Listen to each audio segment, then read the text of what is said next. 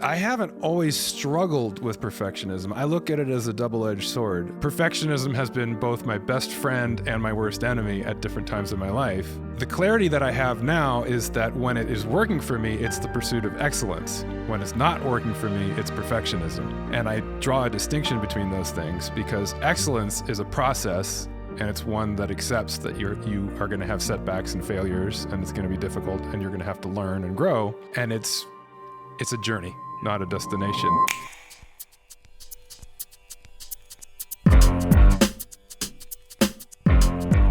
Welcome to another episode of the Harder to Breathe podcast. I'm your host, Ryan Dusick. I was the founding drummer of Maroon 5, but I'm now a licensed therapist, author, and mental health advocate. On today's show, my co-host Duck and I are going to do a one-on-one deep dive on the topic of perfectionism. Let's do that again. That wasn't perfect enough. I was going to ask you, Duck, was that... It's fine. It was fine. Was I'm it kidding. Perfect? It was perfect. Well, we know where this is going to go. I know. I'm going to just tease you the whole episode. How you doing, man? I'm good. I'm very busy. I have a lot going on right now. You know, I got my son's 12th birthday was last week. Yes. We're going go-karting tonight. It's a big step. A boy's first go-kart is very exciting. When was the last time you went go-karting? About 15 years ago with another 12-year-old. I was a chaperone at a friend's birthday party. They were like, we're throwing a birthday party. You want to come and help us wrangle 15, 12-year-olds? And that was the last time. So now I'm excited to do it with my own kid. So I actually just remembered the last time that I went go-karting, and it was both a good and bad memory. Really? Yeah. I was in Australia. Oh. I was like, I was in Carson when I did it, but okay, continue. Weird memory just popped in my head. It was towards the end of my playing days. Mm-hmm. So a weird intersection of really struggling and a lot of physical pain and discomfort and jet lag. Mm-hmm. Like I didn't sleep at all when we were in Australia. I think we were in Sydney. Might have been Melbourne. But they, the local reps, when you go to a new country, they always want to take you out and do something interesting and fun. So they took us to a go-karting course. And I remember the first time around the lap was like awesome because I hadn't done it since I was a kid, right. And it was so much fun. And I was like kicking ass. And then I hit the wall in the middle of we were there for a few hours, and all of a sudden jet lag kicked in. I was going to say the emotional, physical, or you literally hit a wall. Yeah, I didn't realize that. Yeah, no, I hit my constitution hit a wall. Okay.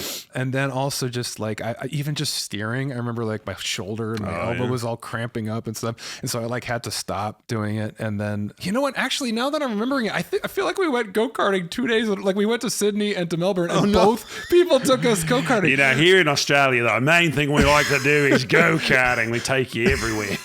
Yeah, I don't know if that was just a coincidence or maybe we went in Sydney and we had a great time. So we told the people in Melbourne, can we go go-karting? Because I think I'm remembering two different courses now in my mind. And one of them was a lot of fun. And then the next day, my shoulder was sore from all the steering. And you do hold on very tight, I remember. And by the end, you're like, oh my God, I got to relax. Yeah. And I just remember pulling myself off the course and going sitting there with my Diet Pepsi and crying into my... That turned into a sad story. But that's what I'm saying. It was such a weird combination of good memories. Yeah. It was the first and only time that I went to Australia. And that's always exciting to go to a new land and discover all that. Did you ever, as a kid who grew up watching The Karate Kid, did you ever go to golf and stuff as a child? Because that was where Daniel LaRusso goes. There's one out here in the valley and there's one down in in Carson or something. Did you ever go to golf and stuff as a kid and ride the go-karts? Never went to golf and stuff. Oh, no, you know what? I don't know where I went. Oh, I know where I went to go-karting out here. It was called, I don't know if it still exists, Malibu Grand Prix, which was maybe in Malibu. Probably. Maybe just somewhere pretending to be Malibu. I don't know. It was Canoga Park. Yeah, exactly. Yeah. I remember it was far. I just remember growing up in LA, there were the places I knew, and then there were the far places. Gotcha. The valley was far. Downtown was far. And now look full circle, the valley is home. Yeah. Yeah. But no, when I first moved out here, one of the things I really wanted to do was go to golf and stuff. Because it was Did you want to go to Reseda too? I definitely wanted to go to Reseda, and I'm from Reseda. No, it had everything in one place. We didn't have that in New Jersey. We had arcades, and then if you wanted to go to a water park, you had to go to the Great Adventure, which was the Six Flags, but they had water parks and go-karts, and it was seemed like heaven. So when I first moved out here, my wife took me for a birthday, and it was the saddest. It was It still looked like it looked in the Karate Kid. It was like all the go-karts were like gas power. I mean, it was 20 years ago, so they didn't have electric vehicles yet. But it was like they had to start motors, and it was just spewing gas, and it was like we were the only people there. And I was like, this is fun but sad.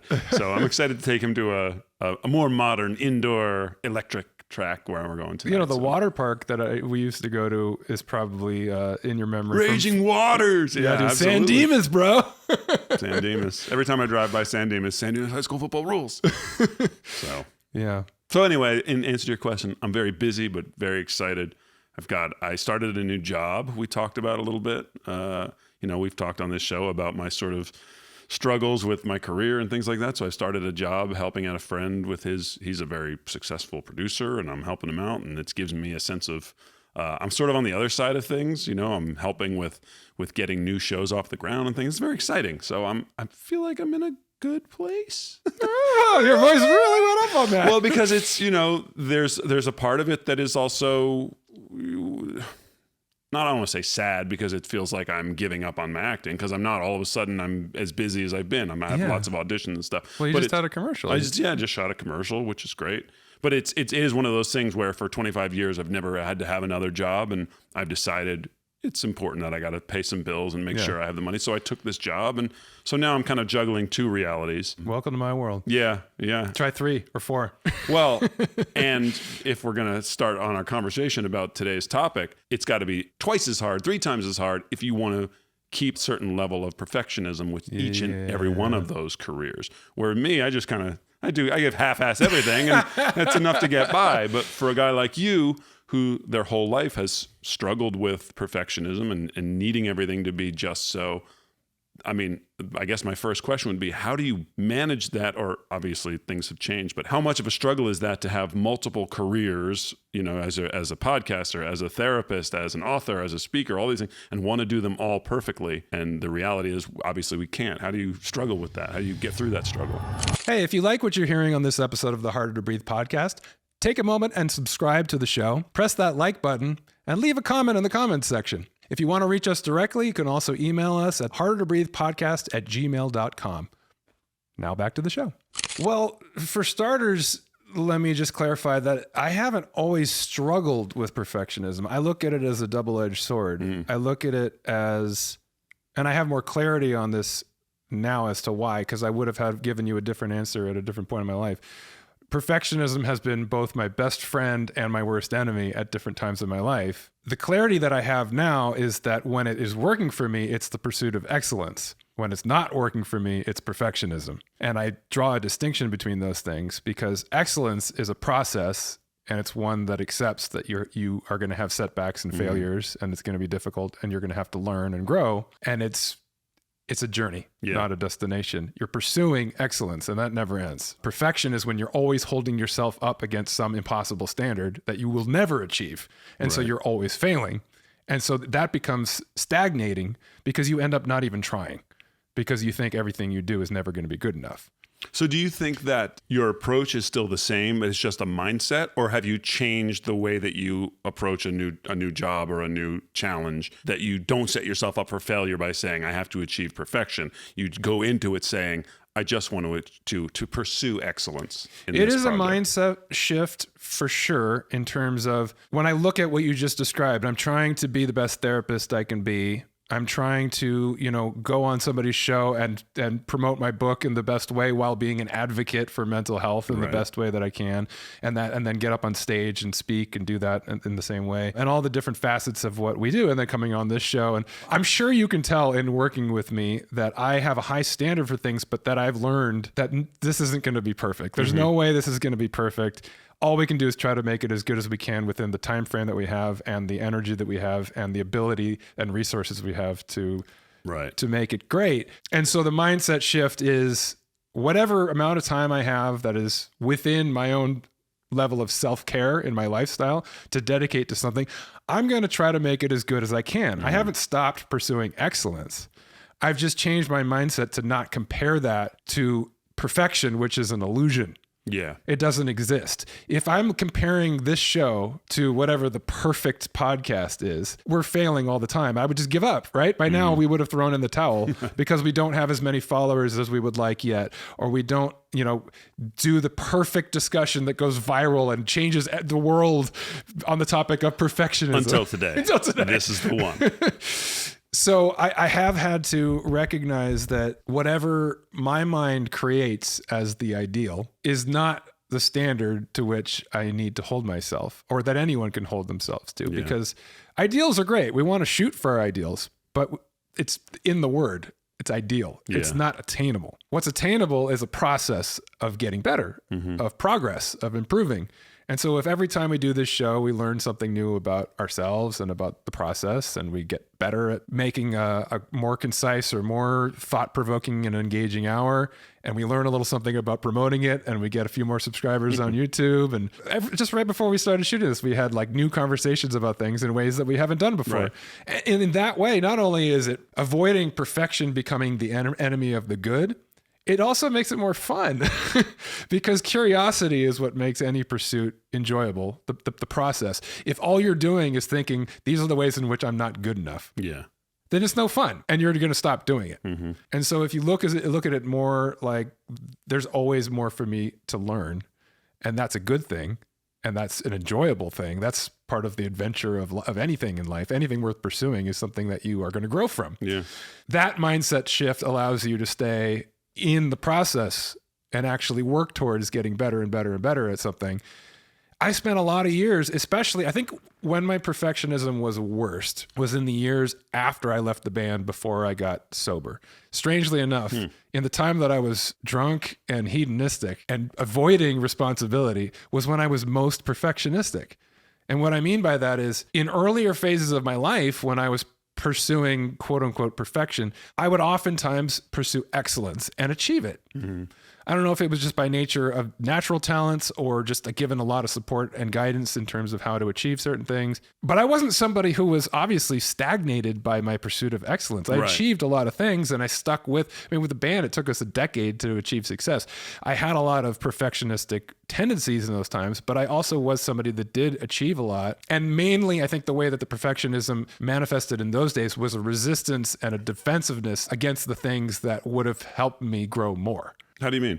I mean, I had naturally kind of learned how to play the drums. I taught myself to play the drums, and I got a lot of compliments, and the band grew quickly in terms of our chemistry and stuff. So I kind of rejected the idea that I needed to take lessons or that I could learn more. I'd watch somebody else who could do things that I couldn't do, and I'd be like, I don't really need to do that. Yeah. Like, I'm not Neil Peart. I'm not trying to play progressive, intense, involved, highly technical things. I can already do things like the grunge bands that I like. I can already do things like Ringo Starr can do. Yeah.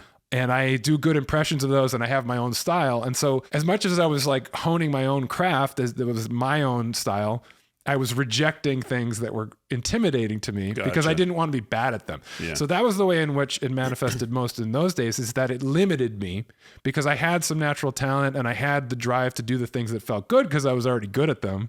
But I rejected the things that were ultimately the most challenging and therefore the things that would offer the most growth. Yeah. But that didn't hold me back in terms of success because we had a chemistry in the band. I had achievements in life, and I had drive. I had the ability to set my sights on an accomplishment and pursue it, and I had a great work ethic. So I don't feel like it held me back in terms of achieving things, but it was when it all came to a head and I had to leave the band, and then I was comparing everything to the success that I'd already had. Gotcha. And I was comparing everything to, it has to be at the highest level. It has to be quote unquote perfect in order for it to be worth my time or worth whatever I've created in my ego. It makes sense that, I mean, if you've been in a band that played Staples Center and that plays toured the world, and then you're, for example, trying to help produce my band, and you're going, well, guys, I know what the mountaintop is. I know what the goal is. Yeah. This is what we have to get to. And if we're not there, you're like, why am I wasting my time? You know what I mean? I can understand where it would feel like a futile effort to be anything less. I've often wondered about guys who are the 12th man on the bench in the NBA. If you go, if I'm not going to be Michael Jordan, like what's the point? Right. Do I just want to eke out this meager existence as a journeyman? And for a lot of people, yes, the answer should be yes. That's a noble pursuit. But I can understand the self-defeating kind of feeling of, well, if I'm never going to be the best, why bother trying? Yeah. You know what I mean? And that's what I really struggled with, because not only did I have that within me to a lesser degree already, I had been to the mountaintop. Right. And in my mind, I had built that up as that was the perfect life, and I failed. Yeah. And so anything short of that was going to be falling short of the perfect life. Mm-hmm. I think working as a producer in the capacity that you described, working with your band and a few other bands that I worked with, it was a nice stopgap for me because it wasn't my music. Yeah. And so it allowed me to step out of my personal perfectionism to a certain degree. But there's a fine line in my experience of perfectionism between what we associate with perfectionism in terms of holding yourself to a really high standard or an unattainable standard, and just obsessive compulsive sort of tendencies, which is perfectionism of everything around you. And I don't want to get into diagnoses too deeply, but people do misuse the term obsessive compulsive disorder because that's a whole other animal that I don't qualify and meet the diagnosis for, in terms of, obsessive thoughts, ruminations that are really interfering with your life, and the rituals that you have to enact. It was never to that level for me, but I think I probably came close to a diagnosis of obsessive compulsive personality disorder, which is a mindset or a personality in which nothing is ever good enough and it just frustrates you to no end. And so that's more akin to perfectionism, because it's perfectionism that extends to your surroundings. And you see that in me to this day. It's like, ugh, this thing is not just so, and I have to. But let me ask you a question about that. We all have, we being like your family and your friends, who we acknowledge that, that's something, it's a personality quirk about you that we can sort of make light of and have a joke. But like, does it bother you, like when you had a party the other day and we moved the chips 90 degrees and you're like, no, it's got to be back this way? Does it send something in your brain going, or are you a place now where you can see that the world's not going to end if it is rotated the wrong way, and you can just be like, it's cool. I'd rather it be that way. Yeah, it doesn't cause me distress anymore. Okay, good. Honestly, maybe this is just rationalization. Maybe this is my way of dealing with it and making it a more positive thing. In my mind, I still believe it's become kind of a cocky thing. I'm like, I know what excellence is, and I'm going to pursue it. The only difference is I can accept that I'm never going to meet the standard that my mind creates of what perfection is. I have to let it go at a certain point. You have to just say, I surrender. Yeah. But in my mind, if we were going to record a song today, I would have a standard to which that recording was going to match up to. Right. And I would have clarity in my mind in terms of what it would take to do that. But the difference is now I would assume there's no way we're going to meet that standard. We're just going to shoot for it. Yeah. I think my mindset now is lofty goals, realistic expectations. So like you have a party and you think, why would you shoot for anything other than the perfect experience? Everything's going to be laid out just right. All the angles are going to be perfect with the tables and the silverware, and you're going to try to do everything to create an environment that is conducive to fun and beauty and extravagance, but laid back and just the perfect imperfection. Everything laid out in a way that's enjoyable but not stifling. Because that's the other thing is I have walked this weird line between perfection in my life and things being perfectly imperfect. Yeah. Because even with the recordings, I was the one arguing for the drums to sound more live at times, and maybe that was defensiveness. Is like, I'm never going to be so tight and perfect, so why shoot for that? To me, I'm trying to get that Ringo Starr, Charlie Watts kind of perfectly imperfect vibe where it sounds like a human being who just has a lot of soul. But then even that, it's like you could spend all day trying to get the perfectly imperfect thing. Well, that's the stuff I want to get into. But before you do, I just want to make a point where for me, for example, if I were throwing a party, the stuff that I wouldn't concern myself with is the layout, things like that. For me, the vibe or the people that I invite, or the kind of energy that's there is the thing. So if it's sloppy or if it's messy or I don't have the right, like that stuff doesn't matter to me. The same way that if I was going to say, I'm going to play you a song right now, I would just put this mic here and kind of play and sing into the same mic. And you'd be like, well, no, we can get a second mic here. And I'm like, it doesn't matter, because it's not about the sound quality of the recording. It's about the vibe, and that here's this cool song, you know what I mean? And so the perfection for me, or the striving for excellence for me, is more about the overall experience. And if certain things are, like you say, if the chips are out of place or if the mic isn't close on the guitar, it doesn't matter as long as you go, that's a great song. Yes. And then I've achieved excellence. You know what I And mean? while I agree with you in a general sense, I've learned in the process of building great things that the details matter. Sure. And I think a lot of people think it's one or the other, and I think it's both. Because I used to go through this with Adam because Adam obviously is an incredible natural talent. Work ethic and attention to detail and focus was something he had to acquire. And once he did, he does have hyper focus when he's in the studio. I've seen him and he's like a madman. He can be super focused. But that was hard earned. And almost to me, the arguments we used to have is that he overshot the mark because he's so gifted in terms of his ear, his ability to hear any little thing that's out of time or out of pitch. The perfectionism for him is like he can't stand it if something sounds sloppy or if something sounds out of tune.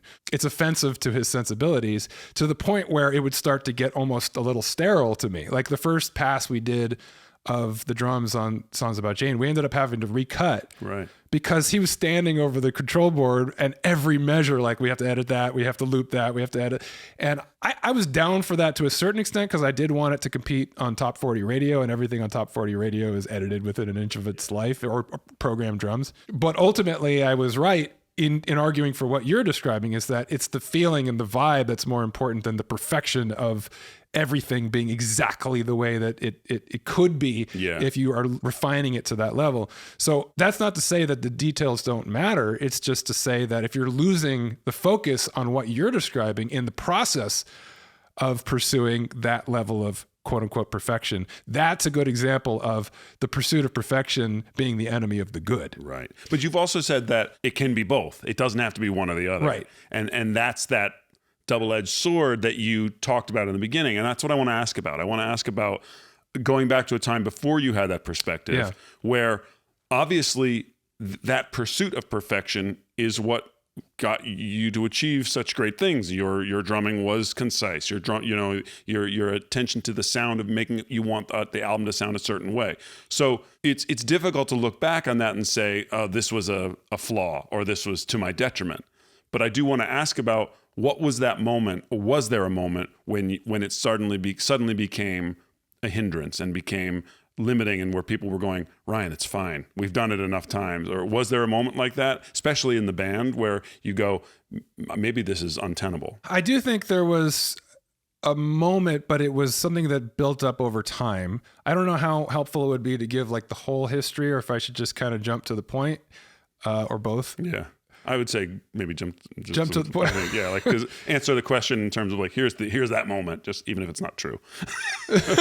We'll cut this part. I think that when we made Songs About Jane, we were at a heightened level of perfectionism within the band, more so even than when we made our first album with Rob Cavallo in a big studio with a lot of money riding on it and everything, because we knew this was our last chance. And we knew that we had enough experience to know how good the album had to be a success. We had enough experience at that point, 8 years into our career, to know what it took. And so there were very lofty goals in terms of what we were trying to achieve. And so whereas most of my perfectionism up until that point had been self-imposed, it had been internal, and for the most part been a productive pursuit, because it had driven me to success academically, in baseball, in just most aspects of my life. It hadn't really held me back. It had actually been a benefit, I suppose, because I've been able to straddle that line and pursue excellence instead of perfection. However, now there were external factors that were creating pressure that I didn't feel like I matched up to. And that's where the imposter syndrome is a important element in terms of how my perfectionism went from being something that pushed me towards excellence and pushed me over into feeling like I'm always failing. Yeah. And that's when it became a problem for me, because we were on the road promoting Songs About Jane, and it started out with great intentions and a lot of fun and going out there and just making that effort to just put on a great show. Just think about the vibe, the energy, the groove, All the things that you described in terms of like, that's what really matters. Whether or not I rush to fill in song 4 or I, miss the snare drum a little bit on song 5 on one hit. Like those things don't matter in the grander scheme. However, as the external pressure started to ramp up, as we were going out into the world and promoting the record on television, on live television, on Saturday Night Live in front of like 10 million people, whatever, however many people watch Saturday Night Live. And then the arenas in which we were playing were getting bigger and bigger. And every time we played, we knew that we had to represent our record in a really effective way to continue to grow our fan base and get to where we're going. I started to internalize that.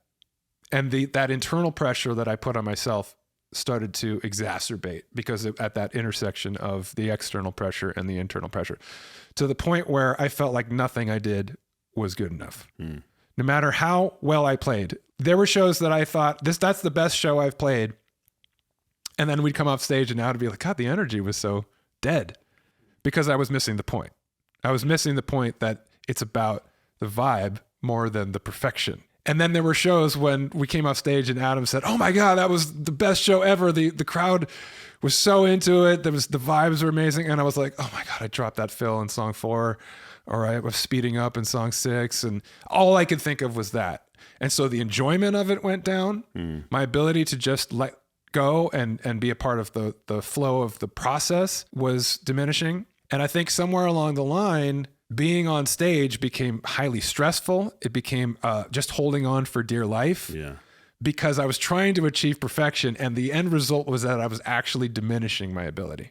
I was making myself less capable of achieving excellence because I was thinking about perfection. That was the standard that I was holding it to on a nightly or even beat by beat basis. Every single thing had to be just right. And I was actually causing myself a detriment in doing so. And so it did get to the point where my ability to perform suffered as a result, all the way up until my body breaking down and all the things that we know happened that led to me having to leave the band. So I do see it as something that happened over time, but there was a threshold over which we passed. And it was right around the time, I think, when we became a headliner. I think it was when we went from being an opening act where we're just like, hey, we're going to go turn on the world with our music, to all of a sudden there's an expectation of, I'm going to see Maroon 5 tonight, and it's better sound like the album, and it better be pitch perfect. And yeah, I get it. Yeah, and it is different. I mean, it's a beautiful thing when people are in the audience singing your song back to you, and the roar of the crowd. Roar is probably a strong word. Let's say the screech of the crowd, because these were mostly 14 to 16-year-old girls at that point when we were headlining. But it's a deafening sound. I mean, it's like, whew. It's exciting. It's what you imagine. It's the Beatles at Shea Stadium. You can barely even hear yourself think when you step on a stage and you hear that sound. But at the same time, it's like, whew, this is a responsibility now. Like, we're representing this thing we've been doing for a decade now. It better be damn good. Can I ask a specific question? Did you open the shows a lot of times with Harder to Breathe, the song? We did sometimes. Because doesn't that start with just you? Well, that's another, it's funny you mentioned that because I haven't talked about this at all in a long time.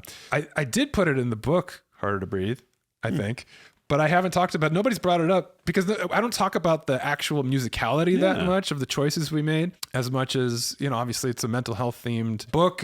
My profession and my expertise is mental health. The show is mental health, but we made a choice, I think maybe even before Songs About Jane, when we were playing at the Westwood Brewing Company. It was kind of our cavern club, and we were getting our chops playing, learning how to be a live band, really. I mean, in terms of not just playing rock songs, but entertaining a crowd, getting people engaged and dancing and on their feet. And I was inspired. I got a record that was a live James Brown record from like 1971. I think it was in Paris, like the Olympia Theater or something like that. And I was astonished. It sounded like it had been edited. But I knew this was a live performance from 1971. This thing hadn't been edited. But this was the way that his band performed. They would come out, the drums would start a beat, he'd do his little thing, they'd bust into the first song. Somewhere in the jam section and the outro of that song, they just on a dime go into a different groove. So it'd be like, that would go on for 3 minutes. All of a sudden it would just pick up 15 BPM and a different groove, and without any warning, it would just shift on a dime. And then sometimes the transitions would be slower and smoother, but they would never stop. Wow. It would be one song into the next, into the next. Now, granted, James Brown's band at that point had 2 drummers. Huh. I didn't realize that at the time. But one would be playing and then they'd stop and another one would start on a dime and it would be a different group. So the drummer didn't have to keep playing. Granted, both of them were playing a lot of the time together. But I thought what you had to do was basically... Never let that energy dip. Because if you stop for even a second, the audience can be pulled out of it. And so we made a decision that our shows would never have a lull, that we would go one song into the next. And if there was a pause, it would be intentional. Yeah. Like you bring down the energy because now you want an intimate moment because your singer is going to say something and it's going to connect. But a lot of times, even when we would do that, we would break it down to me still playing the drums. You'd be underscoring. I'd be playing a beat so that there was still a groove going while Adam was talking to the audience. But a lot of times when we started headlining, the first 4 songs in our set would be without a pause, and it would be as one would end, the drum beat to the next one would start. And they were all songs, because they fit well together, that were mid-tempo with 16th notes on the hi-hat. And the songs that I'm talking about specifically were Not Coming Home, Tangled, Through With You, Harder to Breathe, and to a certain extent, Shiver. So all of those songs in one form or another kind of go... So if we started with Harder to Breathe, and it ends right into the beat of Tangled. Yeah. And that would go on for 25, 30 minutes before there was a pause. No wonder your body broke down. Jesus. So I didn't have good technique. I was playing 16th notes like this without really good sticking technique. It was just a lot of elbow and shoulder. So I remember, being 3 songs into that sometimes and being like, I can't keep doing this, but I can't stop. Yeah. So I have to find some way, and my arm would start contorting. But okay, to bring it back to the topic of today and perfectionism, I think even at certain points, Adam said to me, he said, hey, you don't have to play it exactly like the record. It's a live show. Like if you want to open up the hi-hat and play 8th notes instead of 16th notes, it's rock and roll. It can be a little more sloshy. Yeah. But I was like, no, it has to sound exactly like the record. And we made a choice in making the record to really refine things down and make them like I was playing with less intensity in the studio than I usually did on stage, which is usually the case in general. But I thought because we had gone from being like a hard rock band to being a sort of groovy R&B band that I had to kind of like refine things down and make it more subtle and groovy, which I think really worked on the record. But then we're trying to play a rock show with those songs. And I think I missed the point that you can then abandon to a certain extent the refinement of studio technique and just go back to the slop of a rock show. I was trying to do both at the same time, which is maybe some drummers out there that have great technical training, whatever, could walk that line better than I could. But in my mind, I was going to play it exactly the way I did on the record, except harder and louder. Because you're in an arena and I didn't need to do that. It was just my own brain telling me that if I don't do that, which no one would notice the difference between that and what Adam was suggesting, that I would be failing in some way. Well, that's the sort of way to bring it back around to kind of a more healthy approach is you realizing that you're the only one that's holding yourself to that standard. Yeah. And everyone else is there for the vibe and still having a good time. So how did you get to that place? Was that therapy? Was that years of kind of starting over and building yourself back up to pursue excellence instead of perfectionism? What was the journey, and what would be the journey for someone who's listening, maybe struggling with some of these same feelings? Well, as I described, in the years after I left the band, my perfectionism reached a level that became total stagnation. I actually had an idea of writing a book probably 5 or 10 years before I did. There's a lot of reasons why maybe it wasn't the best idea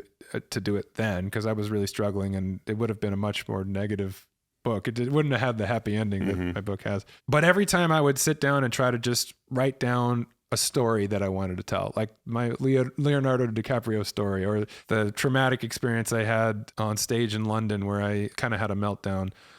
These were like, to me, going to be pivotal or entertaining stories in my book. And I would try to sit down and just be like, well, let me just write that chapter right now. Yeah. And I'd write like 2 paragraphs and be like, oh, this is crap. And I would just throw it out.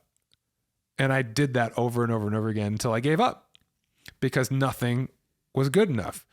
My perfectionism had reached a level where it actually prevented me from even trying anything. And I Yeah. was avoiding challenges, I was avoiding growth, and it was a lot easier to just drown my sorrows than to work through the discomfort of that. So it really did require me going into recovery, both for alcoholism, anxiety, and depression, and turning that page of my life in order to have a new mindset in terms of perfectionism as well. Seems like you almost hit a rock bottom in perfectionism too. I Like did. You got Yeah, that was completely locked into inactivity. Yeah, it was a real low point. And because I look at the rest of my life, everything before then, even though I was always a little uptight and perfectionistic and obsessive compulsive, I achieved things and I was able to enjoy a lot of the things that I achieved. And then I look at my life since I've been sober, and obviously I've returned to that to a certain degree. It was that period when I was really struggling. That was a low point in my life that I like to think of. That's not me. That was just my demons at play, like running the show at that point. The parts of me that were running the show at that point were wounded parts of me, and that were trying to compensate in ways that were not serving me. They were just keeping me away from what I perceived to be more pain. So when I was able to get more comfortable with challenges, to look at challenges as opportunities rather than as threats, because that's how I used to think of it. If something was difficult, if something was uncomfortable, that was a threat. I didn't want anything to do with that. Now I look at challenges as opportunities. That's where I can learn something. That's where I can grow.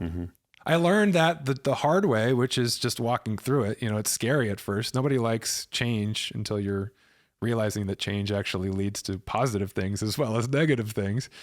And it's been a gradual process by which I've been able to recognize that anything that's worth doing in this life is going to involve a certain amount of discomfort and having to overcome fear and a certain amount of reluctance that starts with, because it's intimidating at first because it's new and you're not good at it. And the first time that I started doing public speaking, I was terrified. It was not something I was used to doing. I'd been on stage a lot, but it's different when you're just you speaking. Yeah. And so for me, I think that the biggest shift in terms of getting my perfectionism under control in this part of my life, to go back to your very first question, is that I still challenge myself to do great things, to accomplish things. I took on the challenge of writing a book and publishing it. I'm taking on the challenge still of speaking in bigger venues and doing it to a higher level. And every time we press record on this thing, it's another challenge of whether or not we're going to be able to execute something the way we want to or not. The difference now is it's never going to be perfect. And even if it's just adjusting the chip bowl, it's like, I'm going to try to make it as good as I want to make it. But at a certain point, it's done. Yeah. I can't spend any more time on this. This is the amount of time that I have to allot to this. I can be a crazy person for 2 minutes while I try to get every angle just right, whatever. And then, okay, let it go. That's a good little skill tip, is like, you can still allow those tendencies to be there. You just have to put a time limit on them, or put a limit of how far I'm willing to take this. Whereas before you maybe you'd adjust it for an hour. Now it's 5 minutes. I think also, writing the book was a great exercise for me, because I do look at it as something that I, in my mind, achieved excellence.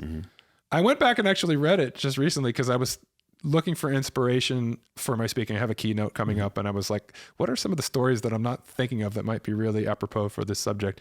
So I read it again, and I realized it's not perfect. I wish that it were, but I think it's excellent. But what I realized in the process of writing it, because I did get pretty intense and obsessive with it, but it was a flow process more than it was a perfection process. Yeah. It was, I would get wrapped up and allow myself to just take it where it takes me and not hold everything up to an impossible standard. And in that regard, I would write and edit and refine for 6 hours and at a time. And I would forget to eat, and all the things that artists do. The painter gets locked into their canvas and they just can't pull themselves away.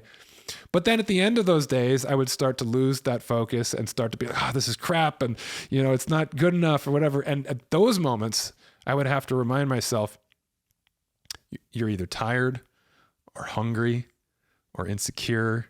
There's something coming up inside of you that's compromising your ability to have ultimate clarity and focus on this. So step away from it in that time. When the thoughts have become destructive, step away from it. Don't abandon it. Just go feed yourself, get some rest, take your head out of that and go and put it in something else that gives you a little bit of distance from it. I'd wake up the next morning and then boom, my head would be going again. I'd come back to it and then I'd have clarity on it and be like, oh, all these things that I couldn't figure out last night, now I could figure out. And so that was an eye opener for me. I think obviously I had a lot more clarity being sober. Mm-hmm. I had worked through a lot of the grief and the things that were compromising my ability to have a healthy, positive mindset in general.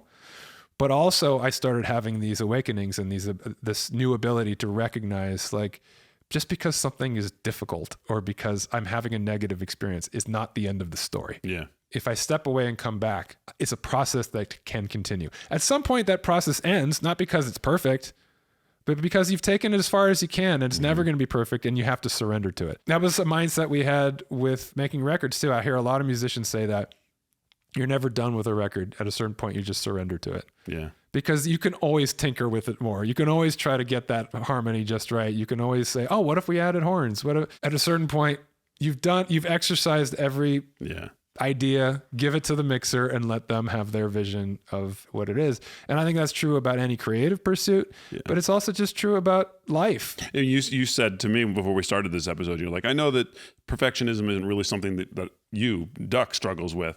And I think about, like, when I film auditions, for those who don't know, you get sent 3 or 4 pages. I try to memorize it and then do it. And then I look back at the end of my audition, and I've got 30 videos of me being like, it wasn't perfect. And my wife is like, it was fine. And you're like, no, I was supposed to say walk through the door. I said walk into the door, and it'd be like, it's fine. So there is an element of that, and there is usually where I get to a place where I go, all right, that's good enough. Like, I'm not going to get any better tonight. There might be better if I had better lighting and a better actor reading across from me. My wife is wonderful, don't get me wrong, But yeah, you do have to just say at some point, I've done the best that I can with this setting, and you have to give it up to the gods, and just whatever will happen will happen. Well, I think you've touched on an important point in terms of relatability in our audience, because I think a lot of people hear the term perfectionism and have one of 2 responses to it, 3 responses to it. And this is something I was wanting to say earlier and I forgot. For the longest time, I think I was probably about 8 or 10 years old the first time that my parents used the word perfectionism with me, and they were concerned that I was becoming too perfectionistic. Mm-hmm. I took it as a compliment at the time, because I didn't hear the difference between perfectionism and perfection. Yeah. We're worried you're not everything has to be perfect. I was like, oh, so everything I do is perfect, huh?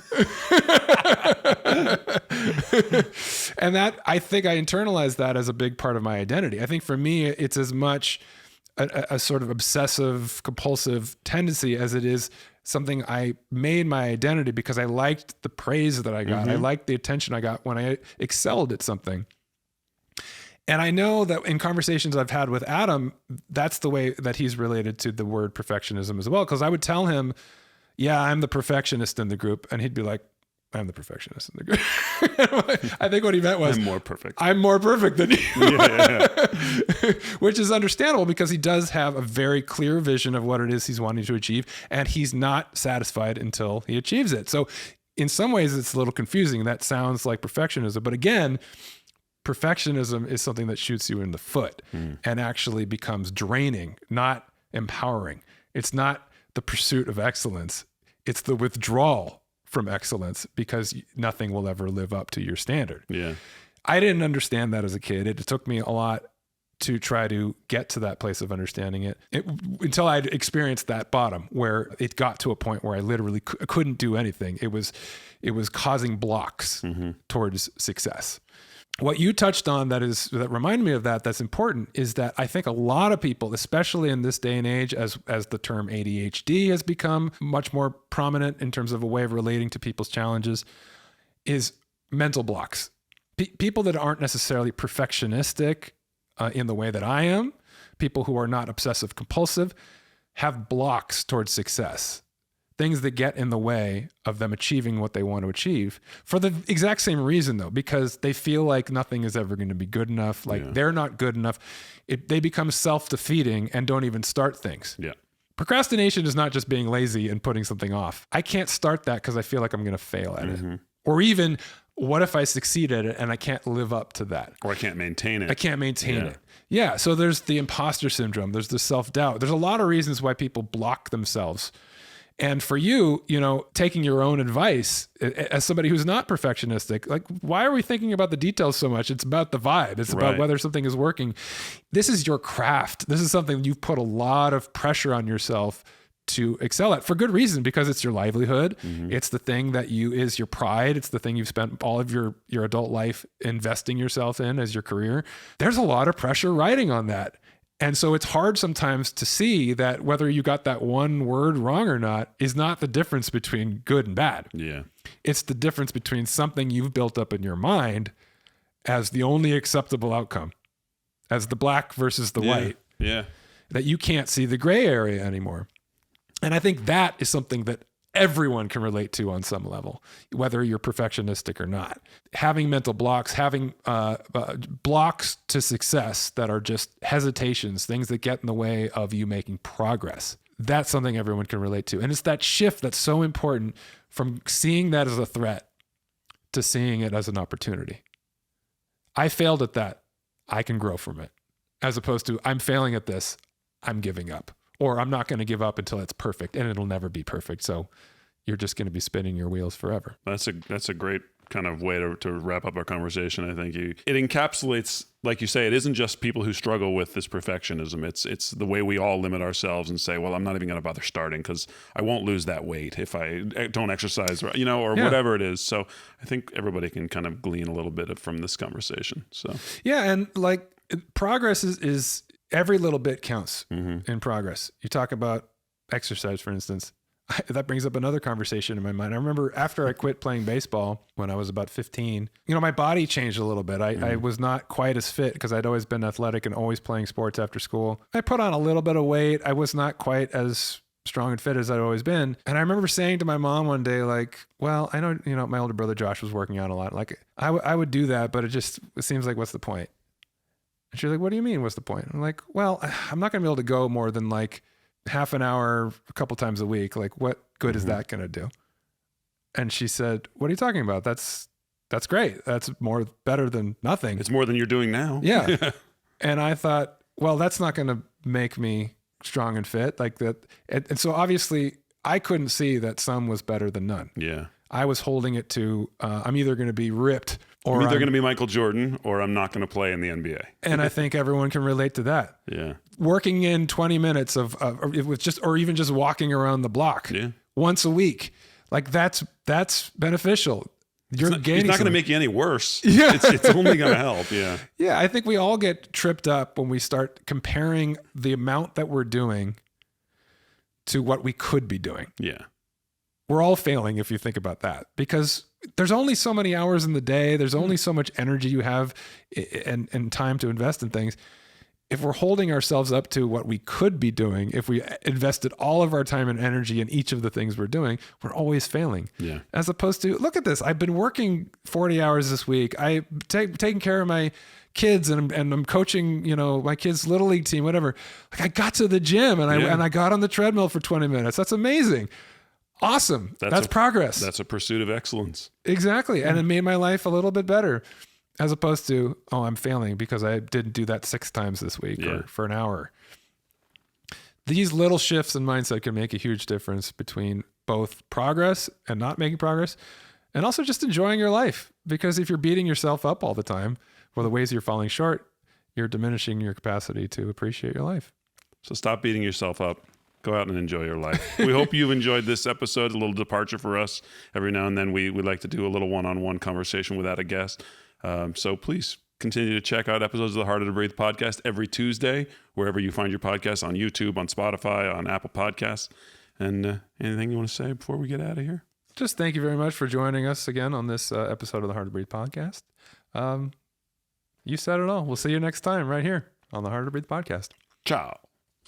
Hey guys, Duck here. Thank you so much for watching this episode of the Harder to Breathe podcast. If you liked what you saw, feel free to go ahead and click the links here on the screen for older episodes, and be sure to subscribe. Click that subscribe button and you'll get notification about new episodes as they come out every Tuesday. So thanks for watching, and we'll see you next time on the Harder to Breathe podcast.